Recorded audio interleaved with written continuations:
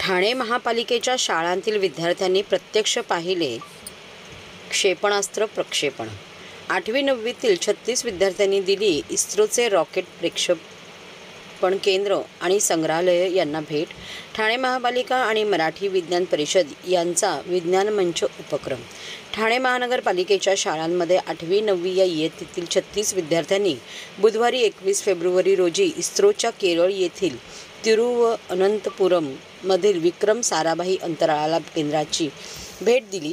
त्यांना तेथे RH-200 या क्षेपणास्त्राचे प्रक्षेपण प्रत्यक्ष पाहण्याची संधी मिळाली। ठाणे महापालिका आणि मराठी विज्ञान परिषद यांच्या विज्ञान मंच या संयुक्त प्रकल्पात या भेटीचे आयोजन करण्यात आले होते। मराठी विज्ञान परिषदेच्या ठाणे शाखेचे अध्यक्ष डॉ. कृष्णोमण यांनी विद्यार्थ्यांना क्षेपणास्त्र प्रक्षेपण, त्याची आवश्यकता, उपयोग याची विस्तृत माहिती दिली। त्यानंतर विद्यार्थ्यांनी प्रत्यक्ष प्रक्षेपण पाहिले।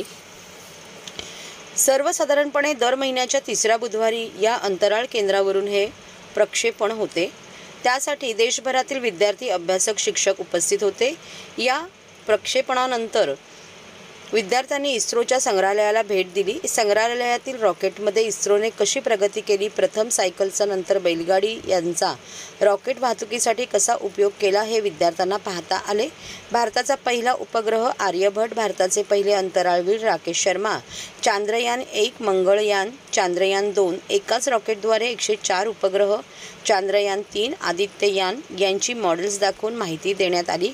गगनयान मोहिमेची माहिती विद्यार्थ्यांना देण्यात आली। प्रक्षेपण झाल्यावर विद्यार्थ्यांनी हम होंगे कामयाब आणि सारे जहां से अच्छा या समूह गीतांनी एकच जल्लोष केला। दिवसभराच्या या कार्यक्रमात विद्यार्थ्यांनी उत्साहाने सहभाग घेतला।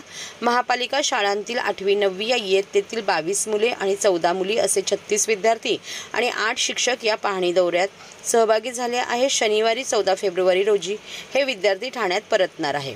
ठाणे महानगरपालिकेच्या 8वी आणि 9वी इयत्तेतील विद्यार्थ्यांना विज्ञान आणि तंत्रज्ञानाची गोडी लागावी, त्याविषयी कुतूहल असलेल्या विद्यार्थ्यांना अधिक माहिती मिळावी, तसेच तज्ज्ञांचे मार्गदर्शन मिळावे यासाठी महापालिका आयुक्त अभिजित बांगर यांनी पुढाकार घेऊन मराठी विज्ञान परिषदेच्या सहकार्याने विज्ञान मंच हा उपक्रम सुरू केला आहे। महापालिकेच्या सर्व शाळांमधील 8वी आणि 9वी या इयत्तांमधील प्रत्येकी 4 ते 5 विद्यार्थ्यांचा विज्ञान मंच स्थापन करण्यात आला आहे।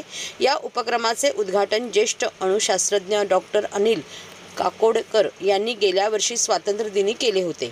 विज्ञान मंच या उपक्रमात खगोल अभ्यासक्रम उपक्रमांतर्गत सहभागी विद्यार्थ्यांची खगोल आणि भूगोल या विषयांची स्पर्धा परीक्षा घेण्यात आली। त्यातून एकूण 77 विद्यार्थी यंदाच्या वर्षी या पाहणी दौऱ्यांसाठी निवडण्यात आले आहेत। त्यातील 41 विद्यार्थ्यांनी जानेवारी महिन्यात पुण्यालगत नारायणगाव येथील giant metre wave radio telescope केंद्राला भेट दिली होती, तर उर्वरित 36 विद्यार्थ्यांनी इस्रोच्या विक्रम साराभाई अंतराळ केंद्राला भेट दिली।